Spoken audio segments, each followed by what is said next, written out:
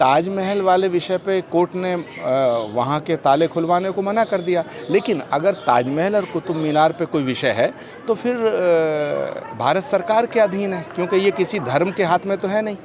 भारत सरकार को चाहिए कि ताजमहल और कुतुब मीनार हिंदुओं को सौंप दे, लेकिन ये विषय तो भारत सरकार का है। हम तो राष्ट्र के साथ हैं, देश के साथ हैं। और ब्रजभूषण शरण सिंह दोनों सब एक ही थैली के चट्टे बट्टे हैं। इनका कोई भावनाओं से, धर्म से कोई लेना देना नहीं है, आस्था से कोई लेना देना नहीं है। ये सब अपनी अपनी दुकान चमकाने के लिए ये सब बातें करते हैं। भारत एक विशाल देश है। भारत की संस्कृति महान है। वसुधैव कुटुंबकम, विश्व बंधुत्व, ये हमारे उद्घोष हैं। तो यहाँ कहीं इस तरह की घटिया राजनीति की आवश्यकता और ज़रूरत नहीं है।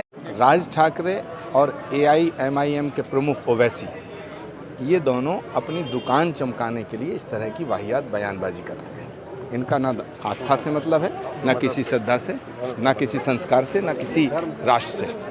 ये सब अपने अपने निशाने साधते हैं। इसलिए मैं मानता हूँ कि राज ठाकरे, और ये बहुत ही अद्भुत और चमत्कारिक विषय है, हमारी आस्था से जुड़ा हुआ विषय है, लेकिन क्योंकि मामला कोर्ट के विचाराधीन है, न्यायालय के किसी भी निर्देश का सम्मान करना हमारा परम कर्तव्य है। हम न्यायालय के फैसले का स्वागत करते हैं, पहले भी किया है और आगे भी करेंगे। ये हमारी आस्था से जुड़ा विषय है, भारत के जनमानस की भावनाओं से जुड़ा विषय है, लेकिन ये विचाराधीन है न्यायालय के।